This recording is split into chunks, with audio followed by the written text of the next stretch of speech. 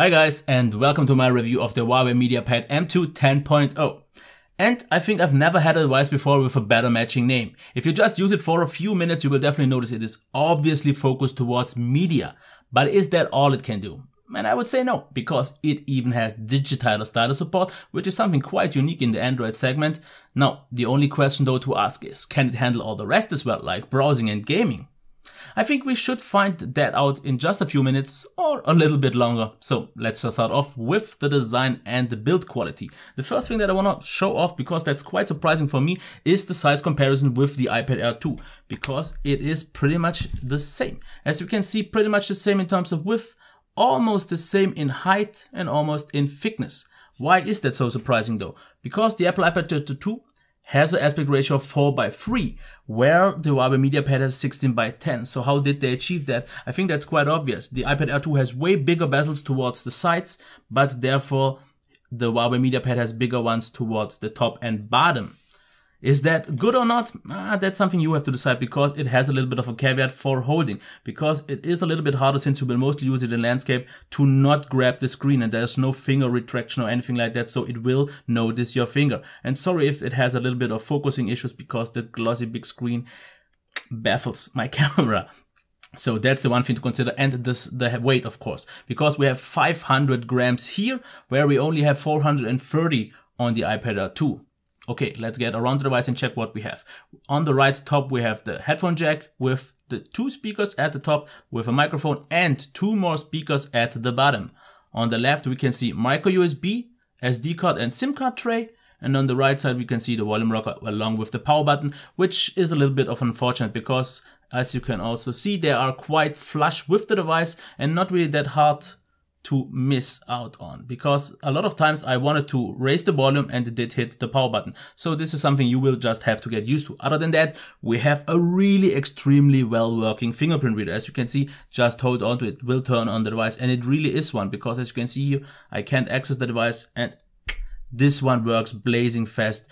Way better than on any tablet that I've used so far. Really reliable, really working well. So in terms of design and build quality, I have to give it to Huawei. They did a great job here. It feels super substantial, doesn't creak, doesn't bend, feels premium, has nice little curves all around. The button placement may be not perfect, but overall a really premium job. Now let's take a look at the display here, and this is in terms of specs maybe not that impressive, because it's just 1900 by 1200, 16:10 IPS.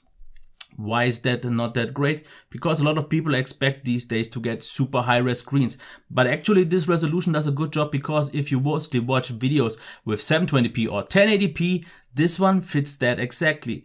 Sharpness is absolutely fine, so don't get any issues or expect any issues here. Even for browsing and all that, there you will still notice the difference to something ultra high res, but it's never like I thought it wouldn't have been sharp enough. White point absolutely perfect. We also have color temperature control in the settings, where you can adjust it just the way you want. Blacks are really nice, quite deep, no light blink or anything at all, so quite good compared to that it's not an AMOLED display. Colors are really well balanced, because a little bit like very vivid and vibrant, not really boosted though, and not oversaturated, quite accurate, so really well balanced for videos. And there I noticed a huge difference to any other tablet that I've used so far. Videos look just amazing on that, and we can actually see that if we also do the sound test. So I will start a video right now, and you can also see that. Lean back with the feet on the air, and I want to keep this really in a nice mood, because I am a little bit tired, so just keep that in mind. This should keep me razor pinpoint focused though on the topics. Not really, but still, I have a lot of topics that Okay, let's get to the speaker. I've noticed that if I play games, I do slightly block them, but not completely, so the sound will sound a little bit more muffled than it usually does. But let's get to the sound itself. Very, very loud, and I would definitely say it's the loudest that I've ever heard. Maybe the iPad Air Pro is louder, but I can't say that for sure. But having 4 speakers is something really nice, because it can reflect from the desk and even go to upwards you. For gaming, I noticed still there was a little bit of a less great experience because it sounded a little bit more muffled, which it sounds also a little bit in general, because the highs could have been a little bit clearer, though the mids are really great and the bass for a tablet is absolutely impressive and can even match some of the laptops that I've tried so far. So in overall, I would still easily call it the best sounding tablet that I've used so far, very loud and sounds overall just great, because so many times if I watch, for example, video and TV shows like that, I always, if I do it for a longer period of time, use a Bluetooth speaker, which in most cases here I didn't have to because it just sounded already way more than just fine. Okay, so let's check the performance here. We have the Kirin 930 with 2 GB of RAM. There is a 3 GB available, a 3 GB version that is called Premium. So let's check the browser here, and I am very surprised how well it actually performs. I did already review a Kirin 930 device, that was the P8, which was a phone, but I didn't have it that well working in my mind, because as you can see here, everything works out super smooth, everything works out really nice, very snappy. The screen also is very responsive, you can easily switch through the apps. What is also quite nice is a little bit of a handy feature, because if you press the button or the fingerprint reader, it is a home button, but it's also, if we go here into, if you swipe it to the left, it works as a back button, and if you swipe to the right, it's a recent apps button, something really nice, a nice bonus. But what about the performance of the rest? Now let's get back into it. As you can see here, Phoenix works absolutely smooth, really nicely done. Great job here. Same goes for Palabra. And if you maybe notice some reloading, that is because the 2 GB of RAM could have done a better job. I would have wished for the premium version with 4 GB of RAM. I think that would have already made quite a difference. And we can also see, for example, if we go into Google Plus, there it has a little bit of trouble because we have 3 columns, and I've not seen a device yet that can handle 3 columns that well, because as you can see, quite some stutters. Okay, let's check the gaming performance real quick. It should load up. As I said, overall it's really nicely done. I have not expected it to run that smooth. Overall great. It's not quite on a flagship level yet, not at all, but very close to it, and maybe the optimization through a newer system now with Android 5.1.1 made a better job than I had it in mind or in memory on the Huawei P8, so all good here. As for games, one thing that I've noticed, apps seem to run on a lower resolution than the native one, because they are quite pixelated and sometimes a little bit grainy. I noticed that especially on Asphalt 8. I think they did this to provide a good or a better performance overall, because as you can see here, this runs really smooth. And I've seen devices with even higher end CPUs that don't run that well, but therefore it seems a little bit more grainy. I've heard, for example, I had something similar on the Tab S2 where it had a lower resolution, and someone told me there is a tool where you can bump up the resolution, which I wouldn't recommend though, because I don't think we will have the same kind of performance that we have right now. So, like I said, performance still more than fine, actually closer to a flagship than to a mid-ranger, so absolutely fine from my side. About the battery, a full charge takes slightly more than 4 hours, which is still okay for the tablet because the iPad Air 2, for example, needs pretty much the same as well, so all good here. About the battery life though, and yeah, it's definitely above average, I would say, for sure, because if we check the stats here just to see, 6.5 hours over the course of 2 days with a brightness of 60%. Here 6.5 over the course of pretty much 2 days as well. Once again 6.5 over the course of 1 day, and close to 6 hours over the course of 2 days as well.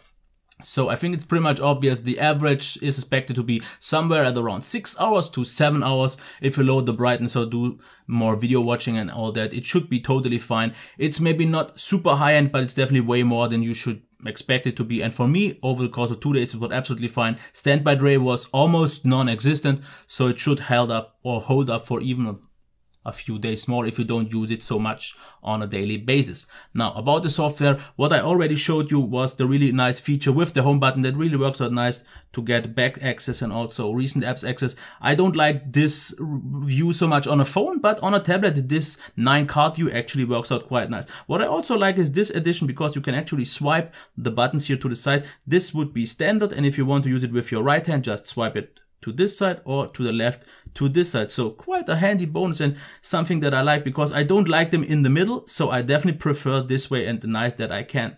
We also have here the quick settings. You can adjust them Also, if we go into, we have of course a fingerprint reader support, we have dual window support, which I wouldn't recommend to use because it's pretty much not working. Because pretty much no apps, except maybe a few first-party apps work, and other than that, the battery management doesn't seem so drastic and on some other Huawei devices, so all good here. You also can adjust, for example, the navigation bar. You can change around the buttons as you can see here, and there are a few more options. But other than that, you could pretty much watch any Huawei review that I did because the software is pretty much the same. What I wish though to see here, that would be the Marshmallow version, because I reviewed that already on the Huawei Mate 8, and there is a specific video you can watch where I did just on the software for Marshmallow. And EMUI 4.0 did a lot of improvements with Marshmallow. The recent UI, apps UI, improved a lot. Quick settings improved a lot. And they made a lot more smaller additions that really enhanced the addition. So it's still working nice with 5.1.1, but it should be even way better with 6.0.1 or whatever they decide to put on. So I would say that's good enough for the detailed part. No, actually I have to show one thing that I already forgot the first time. That would be the digital status, because if we go into it, let's actually do that. And yes, I did already a few amazing drawings. As you can see, I am amazing. No, as you can see about the digital status itself, I got to say it works quite okay. As you can see here, it is very precise. It has also pressure control, so it works if you tap just lightly or if you press harder, it works.